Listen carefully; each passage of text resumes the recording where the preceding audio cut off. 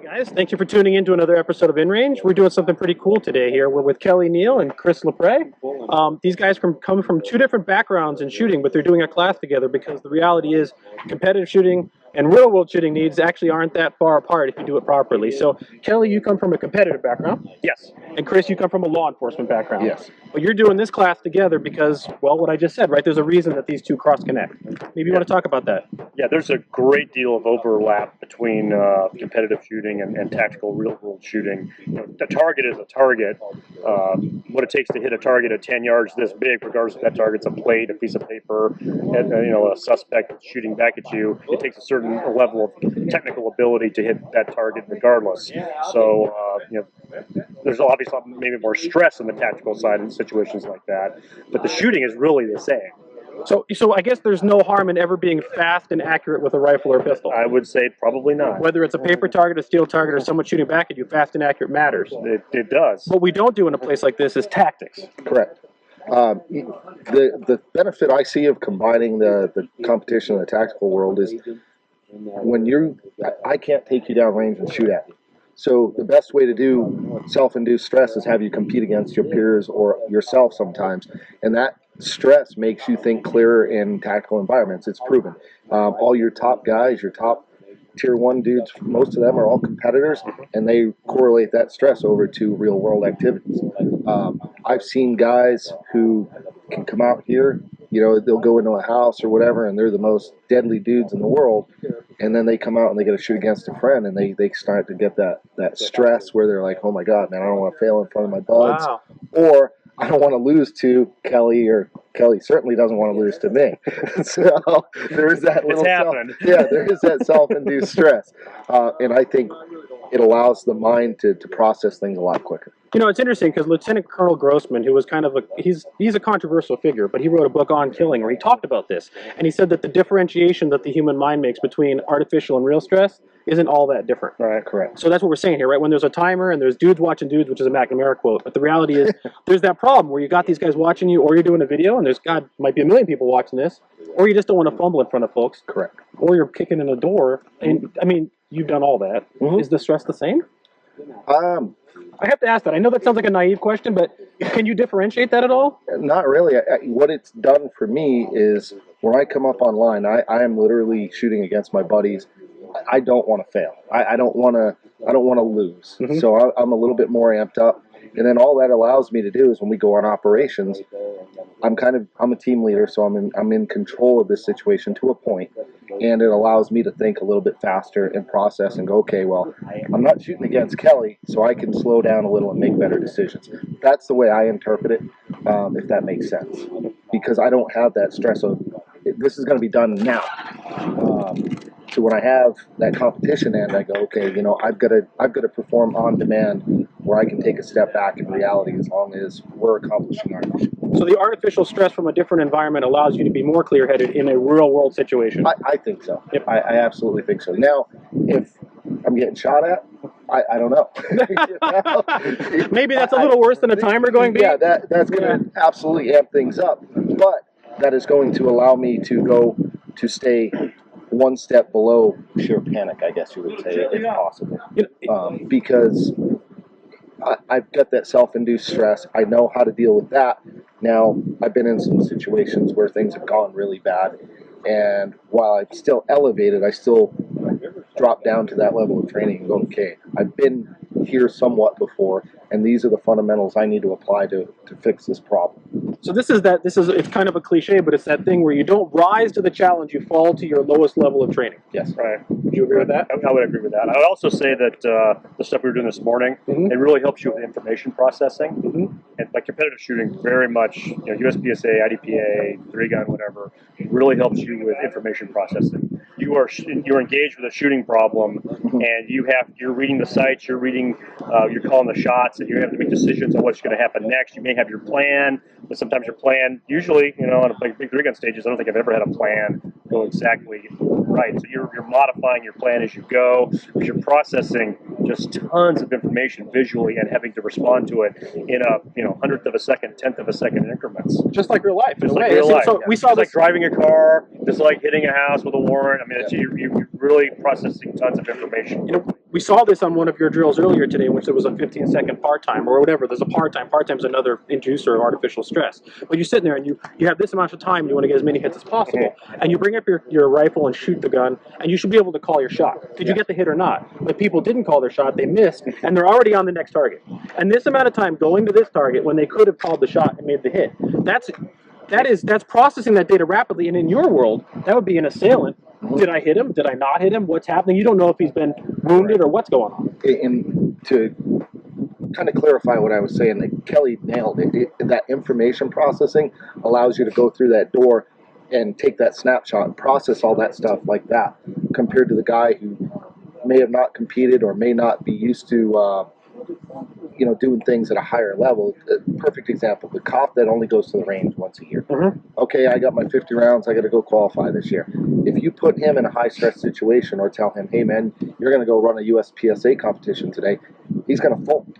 I mean, there's just, because he's not used to living at that level of stress and adrenaline possibly, and he's just gonna be overwhelmed. Or if they have a malfunction, they just don't look at the gun and figure don't out know what to do, because at 50 rounds a year, you don't know how to manage your gun. And so you just range officer. Yes, and that's where I see the guys that compete or train a lot are at such a higher level than your average either civilian or cop that just accepts mediocre for their life. To me, we use this analogy a lot, but it's like practicing anything else. If you lift weights, you get stronger. If you do things that requires processing or data processing or psychological processing or being able to read your sight or make these shots under speed or under stress, you're accelerating your CPU rate of your mind. Right. You're training your mind. You're exercising a different thing. It's your a different eyes muscle. and your mind and your Your nervous system is actually accelerating. Your ability to transmit that data, the ability to, you know what, most people don't start this, and there's like, this is not what we're doing here, but there's these quick draw guys where they come from the holster and get a hit on a target, close range, in like 0.28 seconds or some ridiculous amount. They have trained themselves to process this signal where this light turns on and they send that signal through their body, draw the gun and fire it in that amount of time. And you're not born doing that. No. Right. And I've seen it across the board with guys who compete in any high-level sport. Jiu-jitsu, they go to a competition where they're going to fight. Those dudes, you bring them out here, and shooting may be different to them. Or you put them on a SWAT team or, a unit where they're doing high-volume stuff, and they operate at a higher level because they can process information. So it's not just a shooting sport. And people tend to think, oh, well, the guy's a shooter. Well, if you take a Olympic boxer or an Olympic jiu-jitsu guy or somebody that practices a high level of soccer, rugby, anything, and you take that skill and you put it into here, they've already had that stress inoculation and they can process this here a lot quicker. Interesting. So that's why you guys work together, right? You're on the competition side, you're on the law enforcement side. Bring the two together and you come up with a course of fire that trains people in a way that's practical in both. Yeah, you get with our class, you get both. And that's why we're out here doing this video today. So I wanted to thank you both for that. So we're going to go through a bunch of that today, guys. We're going to do some of these drills. We're going to show you some of that. We're going to have some narrative on that. And hopefully you see that you can do this as well. So guys, what we have here is basically a weapons manipulation drill. You have your AR or whatever you're using. This is a predominantly AR-oriented class. And you're at a position where there's a steel target downrange at 75 yards. 3 mags on the ground, not organized nicely, just haphazardly laid on the ground, 1 round each. When the shooter starts, they pick up the rifle, load 1 round, engage the target, hopefully with 1 hit. They eject the magazine, load another magazine, close the bolt, 1 hit, find the last magazine, repeat. So essentially 3 magazines, 1 round each. And the idea behind this is weapons manipulation. I'm going to actually do this drill with an AR and an AK and see what happens.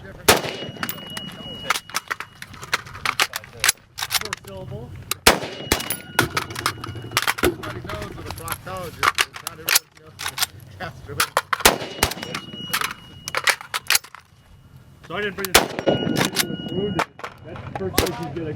So guys, what's going on here is this is the time drill. They've got 3 different teams that are going to be competing against one another. Each person on the team is going to fire 10 rounds from 1 magazine. So they have 1 magazine, each one loaded with 1 round, and they're going to do 10 iterations of that. Every miss they have is plus 10 seconds to the team's time. And when the timer comes out, everything changes. So you take a drill that you've practiced at home with your AR or your AK, or actually do a bunch of iterations without the clock, then you apply the clock and you watch it sort of fall apart. Pretty much anywhere where you got 75 yards and a steel target, you can do it by yourself, or you can do it with a bunch of friends and put your ego on the line to make that training even more worthwhile. And the aim point you can shoot. This one doesn't. It's either really low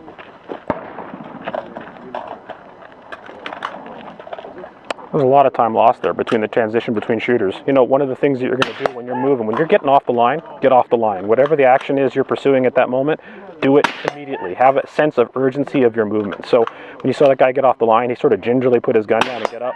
That's not a two-gun shooter, because we would have tossed that thing in the dirt, the next guy would have been up there pronto, and that matters. Misses hurt. 10 seconds plus for the team. That's and the more of them you have, the more you're going to have, because you start getting kind of upset probably. Harder to have trigger control when things are going wrong, but you got to throw that miss shot out of your mind and go on to the next one, and hopefully the next one will be a hit. It's called All You Can Get. I've stolen this one from Rob Latham. This is a Rob Latham pistol drill that I've modified for a rifle. And so it's a part-time. It's freestyle. You can shoot any position you want, standing, sitting, kneeling, prone. It's a 12-second part-time.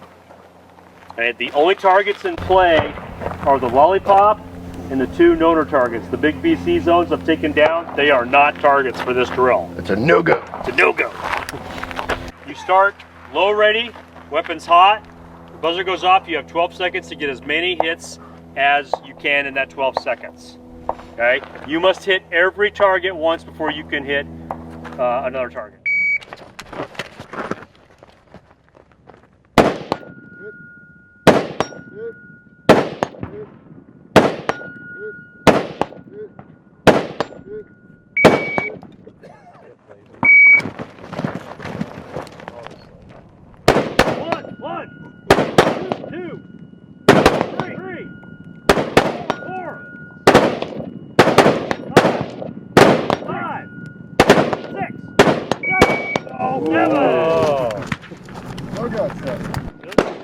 So let's have some summary thoughts on that drill we just ran. You start from standing, you go to prone, you have to get as many hits as you can on 300-yard, rather small targets within a 15-second par time. A couple things are going on here. Par times cause mental stress. You always think that you're racing against the clock, which you are, but you're really racing against yourself. So you'll see in my runs that if I had slowed down slightly, I actually would have gotten 8 hits instead of 7, because throwing a miss, because I was going a little too fast, caused me to waste time that I didn't need to waste. So if I actually had slowed down, I would have had a better score. However, 7 was a good score, and I got 7 with both guns, because in this instance, you'll notice that the weight equation is taken out of it. The AK being heavy and the AR being light doesn't matter. In fact, the AK being heavy in that prone supportive position, it's actually a little better because it doesn't move as much when you're firing the gun. The other thing that I want to mention here is that a lot of people, I saw them, they went down to prone and they didn't take time to build a good solid position before taking that first shot. When you're going prone and you know you have X amount of time to get a certain number of hits, or you're going to be in that position for a duration of time, even if it's only 15 seconds, what you want to do is spend your time concentrating on building that position into a solid position. You want to monopod that magazine on the ground. You want to make sure the gun is anchored into your shoulder. So when you're pulling the trigger, you're like a tank turret. You're like boom, boom, boom, boom, boom, pivoting off of that magazine.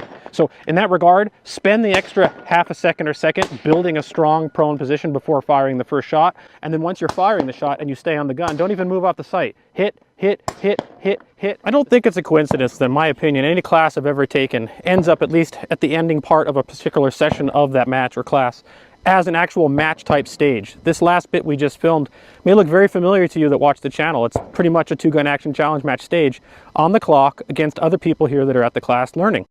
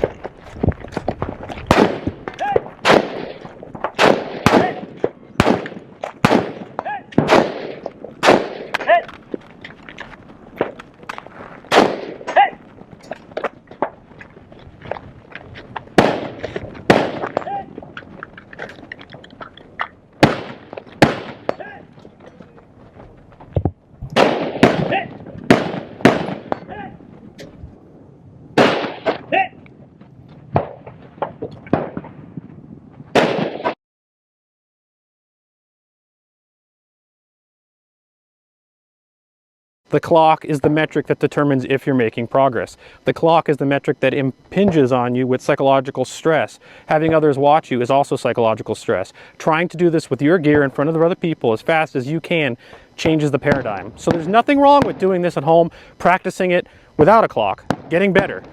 But even if you don't have people around you to compete with, get a clock and set yourself apart time and start doing drills like this or stages like this against the clock. Record your times, compete against yourself. On that note, there's a couple other things I do want to mention. We don't always get to do this at 2-gun because there's not time, but I did run 2 different guns today. I ran this very heavy Special Forces style AK. This has got all the Zenitco stuff on it. This rifle, even though it has a lot of force multiplying capabilities, IR laser, visible laser, EOTech, magnifier, rail system, better trigger. It's got a flash hider instead of a muzzle brake, a better safety, dust cover, better everything. Length of pull adjustment, cheek adjustment, every one of those things. Oh, vertical grip, which is designed for an AK so you can get the mag in and out. Every one of those things adds weight to this gun. This AK, while it's very field capable, and it's certainly a capable weapon, is now coming in at 11.5, 12 pounds. 12 pounds. And this is very similar to what the Russians are using, at least some of them, in the field, and we'll splice in some pictures of that. So what does that do? Makes it harder to shoot, makes it harder to carry. Shooting offhand with a 12-pound gun, it's a lot harder than shooting offhand with a lighter gun, and we saw that with some of my scores today. Now that said, this last stage and some of the other stuff we ran that were drills, I came in with times very close with this that I did with my AR. However, I was also the second best time in the class with this as well. So shooter skill's part of this, but the reality is a big, heavy gun makes a difference. So then I switched over to an AR, very lightweight AR. This gun comes in under 6 pounds, 5 pounds, 7 ounces, with the sight and the light, and I shot faster with this, even without a magnifier. Some of it's ergonomics, but I don't think there's a lot of that. The reality is the AK ergonomics are more than sufficient for what you need to do with them, but a light gun is just easier to handle. Moving in and out of barricades, getting that sight picture, running with it, faster, faster, faster, faster. Mag changes, faster. Safety, faster. Easier. And so, while it isn't all about speed, the reality is in situations like this where time stress is there, or people are watching you there, or for God's sake, someone's actually shooting at you, you want to cheat. You want the easiest possible gun you can use in that situation. And while this AK is certainly field capable and it's an excellent weapon, if I had to pick and I had to fight, I'd cheat and I'd use something that I know that I can get hits with faster.